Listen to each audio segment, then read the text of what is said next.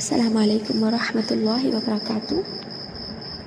الحمد للہ وحدہ والصلاۃ والسلام علی من لا نبی بعدہ، اما بعد۔ آئیے آج ہم جانتے ہیں سجدہ سہو کے احکام و مسائل۔ سجدہ سہو کیا ہے؟ یعنی سہو کا معنی ہوتا ہے بھولنا۔ نماز میں بھول سے، غلطی سے اگر کوئی رکعت یا پھر کوئی رکن یا پھر کوئی واجب کم زیادہ ہو جائے تو جنہیں دہرانا ہے دہرانے کے بعد، یا پھر اگر واجب ہے، اگر رکعت ہے یا پھر رکن ہے تو اس کو تو مکمل کرنا ضروری ہوگا، تو اس کو مکمل کرنے کے بعد، یا اسی طرح واجب ہے، کوئی واجب نماز میں چھوٹ گیا تو پھر آخر میں اس کو جو ہے سلام پھیرنے سے پہلے یا سلام پھیرنے کے بعد، وہ ہم جانیں گے کہ کب سلام سے پہلے سجدہ سہو کرنا ہے اور کب سلام پھیرنے کے بعد۔ تو بہرحال نماز میں جو ہے بھول سے ایسی چیزیں ہو جانا جو نماز میں نہیں کہی گئی ہیں، یعنی کہ کمی، زیادتی یا شک، ہم ابھی جانیں گے، تو ایسے موقع پر 2 سجدے کرنا یہ سجدہ سہو کہلاتا ہے، ٹھیک ہے۔ تو آئیے سب سے پہلے ہم سجدہ سہو کے اسباب یعنی ریزنز جانتے ہیں کہ سجدہ سہو کب ہوتا ہے۔ تو پہلی وجہ ہے زیادتی۔ اگر نماز میں زیادتی ہو رہی ہے، چاہے نماز کے کسی رکعت میں ہو یا پھر کسی رکن میں ہو، مثلا کسی نماز کو 4 رکعت والی نماز کو 5 کر کے پڑھ لینا، یا پھر کسی رکنوں کو زیادہ کرنا، جیسے کہ سورۃ الفاتحہ کو 2 مرتبہ پڑھ لینا۔ سورۃ الفاتحہ نماز کے ارکان میں سے ہے، ہم نماز کے ارکان پڑھ چکے ہیں۔ یا پھر رکوع نماز کے ارکان میں سے اس کو 2 مرتبہ کرنا، یا پھر سجدے 3 کر لینا 2 کے بجائے۔ تو زیادتی ہو رہی ہے تو ایسی صورت میں بھی اس کو جو ہے سجدہ سہو کرنا ہوگا۔ اور اس کے علاوہ دوسرا جو ریزن ہے سجدہ سہو کرنے کا وہ ہے کمی، نماز میں کمی ہو جانا، کہ جتنی رکعتیں پڑھنی ہے اس سے کم پڑھ لیں۔ جیسے 3 رکعت مغرب کی ہے تو 2 پڑھ لی گئی، کم ہو گئی نماز۔ 4 رکعت ہے ظہر تو اس کے بجائے 2 یا 3 پڑھ لی گئی، تو یہاں پر کمی ہو گئی۔ یا پھر کوئی رکعت یا پھر کوئی رکن نماز کے جو ارکان ہیں ان میں سے کوئی سہون یعنی غلطی سے چھوٹ جائے، جان بوجھ کر نہیں، جان بوجھ کر اگر چھوڑتے ہیں تو نماز تو باطل ہی ہو جائے گی۔ غلطی سے کوئی رکن چھوٹ گیا تو یاد آنے پر اس رکن کو مکمل بھی کرنا ہوگا اور پھر سجدہ سہو کرنا پڑے گا، یہ بھی ہم جان چکے ہیں نماز کے ارکان میں۔ اس کے بعد واجبات میں سے کوئی واجب، نماز کے جو واجبات ہیں کل 8 واجبات یہ بھی ہم پڑھ چکے ہیں، تو نماز کی واجبات میں سے کوئی واجب اگر غلطی سے چھوٹ جاتا ہے تو پھر اس کے بدلے سجدہ سہو کر لینا کافی ہے، ٹھیک ہے۔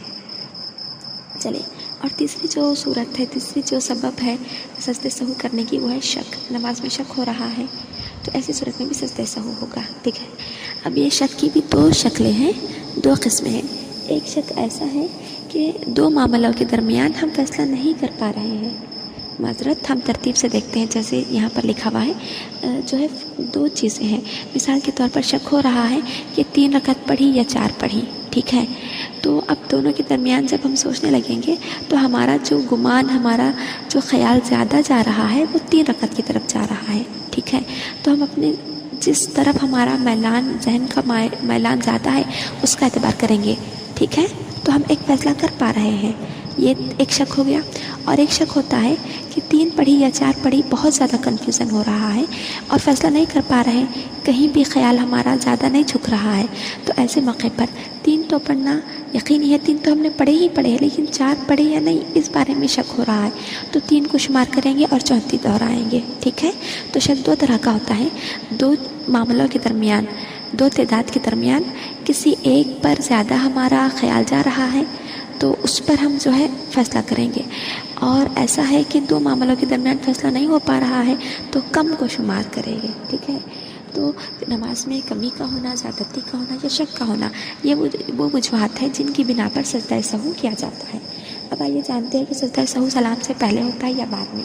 تو دیکھیں، نماز میں اگر کمی ہو رہی ہے تو سلام سے پہلے سجدہ ہوگا، سجدہ سہو ہوگا، 2 سجدے سہو کرے گی، ٹھیک ہے۔ اور اگر زیادتی ہو رہی ہے تو ایسی صورت میں سلام پھیرنے کے بعد سجدہ سہو کریں گے، 2 سجدے، پھر اس کے بعد سلام پھیریں گے۔ آئیے ہم جو ہے اس کو مزید تفصیل سے جانتے ہیں۔ دیکھیں، نماز میں کمی ہونے پر سلام پھیرنا سجدے سے پہلے ہے۔ اس کی دلیل ہے کہ اللہ کے نبی صلی اللہ علیہ وسلم سے ایک مرتبہ پہلا تشہد چھوٹ گیا تھا، ٹھیک ہے۔ آپ پہلے تشہد میں بیٹھنے کے بجائے تیسری رکعت کے لیے ڈائریکٹ کھڑے ہو گئے، تو ایک واجب یہاں پر چھوٹ گیا نا، تو اس موقع پر اللہ کے نبی صلی اللہ علیہ وسلم نے सलाम जो है, सलाम फेरने से पहले ही सजदे सहू कर लिए थे, ठीक है। और ऐसी सूरत में ऐसा हमारा शक है कि दो तरह के मामलों के दरमियान किसी एक की तरफ हम फैसला नहीं कर पा रहे हैं, बहुत ज़्यादा मशकूक है मामला दो के दरमियान। तो ऐसे मौके पर भी जहाँ पर शक में हमारा फ़ैसला कर पाना मुश्किल हो रहा है, तो जो अल्लाह के नबी सल्लल्लाहु अलैहि वसल्लम का हमारा हुक्म है, हमें हुक्म है कि जो कम है उसको शुमार करो, यानी कि 3 या 4 में अगर शक हो रहा है तो 3 को शुमार करना है और चौथी अदा करना है। तो इस किस्म का अगर शक है तो ऐसे मौके पर भी सजदा सहू सलाम फेरने से पहले होंगे, ठीक है। तो कमी की सूरत में और ऐसा शक जिसमें फ़ैसला करना मुश्किल है तो सलाम फेरने से पहले सजदा सहू करेंगे। और इसके अलावा ऐसे मतलब सजदा सहू जो सलाम के बाद करना है उसकी 2 सूरतें हैं। एक कि जब ज़्यादती हो, यानी एक मतलब अल्लाह के नबी सल्लल्लाहु अलैहि वसल्लम से 4 रकात वाली नमाज, बाद जगहों पर आता है कि वो ज़ोहर की नमाज़ थी या फिर असर की नमाज़ थी, बहरहाल 4 रकात वाली नमाज आपने 5 करके पढ़ ली। तो सलाम फिरने के बाद यानी नमाज से फारिग होने के बाद सहाबा कराम ने आपको आगाह किया, तो आपने सलाम फिरने के बाद 2 सजदे सहू किए और उसके बाद आपने जो है फिर सलाम फेरा। तो देखें यहाँ पर जो है आपको इल्म ही, नमाज में ज़्यादती का इल्म ही सलाम फेरने के बाद हुआ था, लेकिन जब एक नमाजी ने अपनी नमाज पूरी करने से पहले भूल कर सलाम फेर दिया, ठीक है, नमाज मुकम्मल नहीं हुई लेकिन भूले से उसने सलाम फेर दिया, तो बाद में उसको याद आता है और उसके बाद उसको नमाज पूरी करता है, मतलब कि उसको नमाज अब पूरी करना पड़ता है क्योंकि उसने मुकम्मल किए बगैर ही सलाम फेरा था। तो दौरान नमाज उसने एक सलाम का इजाफा कर दिया था, है ना, दरमियान में एक 2 सलाम उसके ज़्यादा हो गए थे, तो इसीलिए जो है उसको बाद में सजदा सहू करना पड़ेगा क्योंकि उसने दरमियान में 2 सलाम का इजाफा कर लिया। तो अगर नमाज में ज़्यादती का इल्म अगर नमाज में ही हो जाए तब भी उसको सलाम जो है, तब भी उसको सजदा सहू जो है सलाम फेरने के बाद ही करने पड़ेंगे और सजदा सहू करके फिर तो वो सलाम फेरेगा, तो सलाम फिर फेरेगा, ठीक है। उसके बाद देखें, और अगर शक इस किस्म का है कि 2 चीज़ों के दरमियान, 2 मामलों के दरमियान किसी एक तरफ हमारा रुझान, हमारा मैलान हो रहा है, यकीन हो रहा है कि हाँ इतनी रकातें हमने पढ़ी हैं, तो फिर ऐसे मौके पर भी जो है सलाम फेरने के बाद सजदा सहू करके सलाम फेरा जाएगा, ठीक है, क्योंकि अल्लाह के नबी सल्लल्लाहु अलैहि वसल्लम का यही हुक्म है। आप जो है दलाइल चेक कर लीजिए, आपको हदीसों की रोशनी में बात मज़ीद वाज़ेह हो जाएंगी। उसके बाद देखें, सजदा सहू का हुक्म इसलिए दिया गया है कि ये सजदा सहू जो है, जहाँ हमें शक हो रहा है नमाज में कमी हो गई, ज़्यादती हो गई है, जब हम सजदा सहू कर लेते हैं तो शैतान इससे जलील हो जाता है। ये सजदे करना शैतान की ज़िल्लत का बाइस है। अब देखिए, सजदे सहू के लिए नमाज की तरफ क़िबला रुख होना ज़रूरी है, ठीक है। जब आप सल्लल्लाहु अलैहि वसल्लम को सलाम फेरने के बाद बताया गया था कि नमाज में ज़्यादती हो गई, तो आप जो है नमाज से फारिग होकर आप मुख्तदियों की तरफ रुख करके आप बैठ गए थे, लेकिन जब सहाबा कराम ने आपको कहा कि नमाज में ज़्यादती हो गई है तो आप सल्लल्लाहु अलैहि वसल्लम ने कहा कि मैं भी भूलता हूँ, और आपने सजदे सहू किया। तो सजदे सहू करने के लिए आप क़िबले की तरफ फिर गए थे, तो पता चला कि सजदा सहू करने के लिए क़िबला रुख होना ज़रूरी है।